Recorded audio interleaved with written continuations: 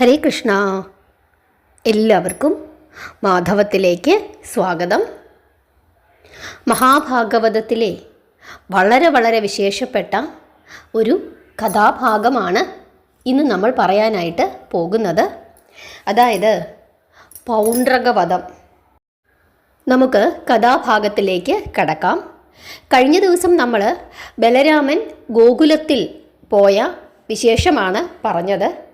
അങ്ങനെ 2 മാസം ബലരാമൻ ഗോകുലത്തിൽ താമസിക്കുന്നു. ആ കാലത്ത് ഒരു ദിവസം പൗണ്ഡ്രകൻ്റെ ഒരു ദൂതൻ ദ്വാരകയിൽ വന്ന് പരസ്യമായി സഭയിൽ വെച്ച് ഇങ്ങനെ പറഞ്ഞു: പ്രഭോ, അടിയൻ കാരുഷാധിപൻ്റെ ഒരു സന്ദേശവും കൊണ്ട് വന്നിരിക്കുകയാണ്. ഇപ്രകാരമാണ് ആ സന്ദേശം: ഹേ കൃഷ്ണ, യഥാർത്ഥത്തിൽ ദീനജന രക്ഷകനായ വാസുദേവൻ നീയല്ല, അത് ഞാനാണ്. നീ വെറും ഒരു പശുപാലകനാണ്. വാസുദേവൻ എന്ന കപട നാമധേയം ധരിച്ച് എൻ്റെ ചിഹ്നങ്ങളായ ശ്രീവത്സമെന്ന മറുകിനെയും ശംഖുചക്രഗദാദികളായ ആയുധങ്ങളെയും ധരിച്ചു നടക്കുന്ന നീ എത്രയും പെട്ടെന്ന് അവയെ ഉപേക്ഷിച്ച് തൽക്ഷണം തന്നെ എൻ്റെ പാദങ്ങളിൽ വീണ് ശരണം പ്രാപിക്കണം. അല്ലാത്ത പക്ഷം വേഗം യുദ്ധത്തിന് തയ്യാറായിക്കൊള്ളുക. ഒട്ടും വൈകാതെ നിന്നെ ഞാൻ യമലോകത്തേക്ക് പറഞ്ഞയക്കുക തന്നെ ചെയ്യും. ദൂതൻ്റെ സന്ദേശവാക്കുകൾ കേട്ട് സഭാവാസികൾ പൊട്ടിച്ചിരിച്ചു. ഹരേ കൃഷ്ണ, ഒരു കാര്യം പറഞ്ഞു കൊള്ളട്ടെ. ഇവിടെ പൗണ്ഡ്രകൻ സ്വയം വാസുദേവനെന്ന് വിശ്വസിക്കുകയും, അതായത് മഹാവിഷ്ണുവാണ് എന്ന് വിശ്വസിക്കുകയും, അദ്ദേഹത്തെ പോലെ വേഷങ്ങൾ ധരിച്ചുകൊണ്ട് അങ്ങനെ വിശ്വസിച്ച് രാജ്യം ഭരിക്കുന്ന ഒരാളാണ് പൗണ്ഡ്രകൻ. അതുകൊണ്ടാണ് ഇപ്രകാരം ഒരു സന്ദേശം ദൂതൻ വഴി കൊടുത്തയച്ചത്. അങ്ങനെ ദൂതൻ്റെ സന്ദേശവാക്കുകൾ കേട്ട് സഭാവാസികൾ പൊട്ടിച്ചിരിക്കുന്നു. അപ്പോൾ കൃഷ്ണൻ പറയുകയാണ്: യുദ്ധം ചെയ്യാൻ ഞാൻ തയ്യാറാണ്. ഞാൻ പൗണ്ഡ്രകൻ്റെ കയ്യാൽ യമലോകത്തേക്ക് പോകാൻ തയ്യാറായി കഴിഞ്ഞിരിക്കുന്നു. എത്രയും വേഗം യുദ്ധം ചെയ്യാൻ പൗണ്ഡ്രകനോട് പറയൂ. ഇല്ലെങ്കിൽ വേണ്ട, ഞാൻ തന്നെ അങ്ങോട്ട് വരാം. ഇങ്ങനെ ദൂതനെ പറഞ്ഞയച്ചതിനു ശേഷം 2 ദിവസം കഴിഞ്ഞ് യദുകുലനാഥൻ രഥാരൂഢനായി സേനാസമേതം പൗണ്ഡ്രക രാജധാനിയിലെത്തി. ബന്ധുവായ കാശിരാജനും ഒരുമിച്ച് പൗണ്ഡ്രകൻ അണ്ഡകടാഹം കുലുങ്ങുമാറ് സൈന്യങ്ങളെയും ശേഖരിച്ച് ആർത്തു വിളിച്ച് യുദ്ധത്തിന് തയ്യാറായി നിൽക്കുകയായിരുന്നു. സാത്യകി മുതലായ യോദ്ധാക്കളുടെ ശിക്ഷണത്തിലുള്ള യാദവ സൈന്യത്തിൻ്റെ മുമ്പിൽ പൗണ്ഡ്രക സൈന്യം നിശേഷം പരാജയപ്പെട്ടു. സേനകൾ നശിച്ചത് കണ്ട് ക്രുദ്ധനായ പൗണ്ഡ്രകൻ രഥത്തിലേറി ഭഗവാന്റെ അരികിലേക്കടുത്തപ്പോൾ അവൻ്റെ ശരിയായ രൂപം അദ്ദേഹം കണ്ടു. ലോഹം പഴുപ്പിച്ച് നെഞ്ചിൽ കുത്തി അടയാളപ്പെടുത്തിയ ശ്രീവത്സ ചിഹ്നത്തെയും രത്നങ്ങൾ കൊണ്ടുണ്ടാക്കിയ കൃത്രിമമായ കിരീടത്തെയും മകരാകൃതിയിൽ നിർമ്മിച്ച കുണ്ടലത്തെയും നീലച്ചായം പൂശിയ ശരീരത്തെയും കാലിരുമ്പ് കൊണ്ടുണ്ടാക്കിയ സുദർശനത്തെയും മഞ്ഞളിൽ മുക്കി നിറം പിടിപ്പിച്ച പീതവസ്ത്രത്തെയും അങ്ങനെ എല്ലാം ഭഗവാൻ കാണുകയാണ്. അങ്ങനെ ഈ വിധത്തിൽ ഈ ആഭരണങ്ങളും വസ്ത്രങ്ങളുമെല്ലാം ധരിച്ച് നീലച്ചായവും പൂശി നിന്ന പൗണ്ഡ്രകനെ കണ്ടപ്പോൾ ശ്രീഹരി ചിരിച്ചുപോയി. ഹേ വാസുദേവ, ഞാൻ അങ്ങയുടെ മുമ്പിൽ ശരണം പ്രാപിക്കുന്നു. എന്നെ അനുഗ്രഹിക്കണം. യമലോകത്തേക്ക് എന്നെ അയക്കാതിരിക്കുവാൻ ദയവുണ്ടാകണം. എൻ്റെ കൃത്രിമമായ സുദർശന ചക്രം ഞാനിതാ അങ്ങയുടെ മുമ്പിൽ കാഴ്ചയായി വെക്കുന്നു. അങ്ങയുടെ ശരിയായ സുദർശനം കൊണ്ട് അത് നശിപ്പിച്ചേക്കൂ. ഇങ്ങനെ പറഞ്ഞുകൊണ്ട് ഭഗവാൻ ശ്രീകൃഷ്ണൻ തൻ്റെ സുദർശനത്തെ പൗണ്ഡ്രകൻ്റെ നേർക്ക് അയച്ചു. സുദർശനം ചീറി പാഞ്ഞെടുത്ത് അവൻ്റെ കണ്ഠം മുറിച്ച് താഴത്തിട്ടു.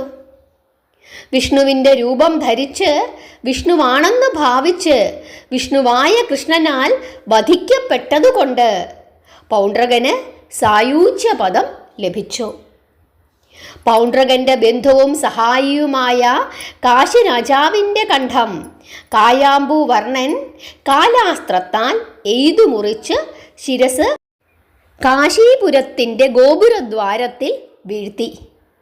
ആ തല കാശിരാജാവിൻ്റെ പത്നിയും പുത്രന്മാരും വന്നു കണ്ട് തിരിച്ചറിഞ്ഞു. പുത്രനായ സുദക്ഷിണൻ സംസ്കാരാദി പിതൃകർമ്മങ്ങൾ നിർവഹിച്ചതിനു ശേഷം പ്രതികാരം ചെയ്യുന്നതിനു വേണ്ടി കാശി മഹാക്ഷേത്രം പ്രാപിച്ച് താതഘാതകനെ സംഹരിക്കുവാൻ വേണ്ടി സോമചൂടനെ ഉഗ്രമായി തപസ്സു ചെയ്തു. ശിവൻ പ്രത്യക്ഷപ്പെട്ടു. പിതാവിൻ്റെ ഘാതകനെ വധിക്കുന്നതിനുള്ള ചില കർമ്മങ്ങൾ നിർദ്ദേശിച്ച് അപ്രത്യക്ഷനായി. അതനുസരിച്ച് മാന്ത്രികന്മാരെ വരുത്തി ശത്രു സംഹാര ഹോമം അവൻ ആരംഭിച്ചു. ഹോമകുണ്ഠത്തിൽ നിന്നും ജ്വലിക്കുന്ന അഗ്നിയേക്കാൾ തേജസ്സോടു കൂടിയ ഒരു കൃത്തിക ഉയർന്നു വന്നു.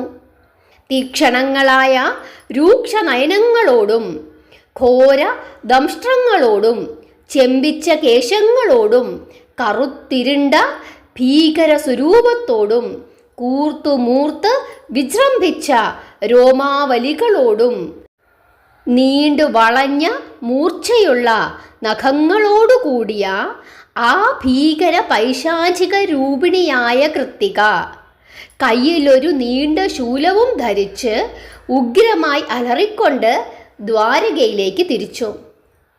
കൃത്തികയെ കണ്ട് ജനങ്ങൾ ഭയപ്പെട്ടു. അവർ ഓടിയൊളിച്ചു. ദ്വാരകാവാസികളും അത്യന്തം ഭയപ്പെട്ടു.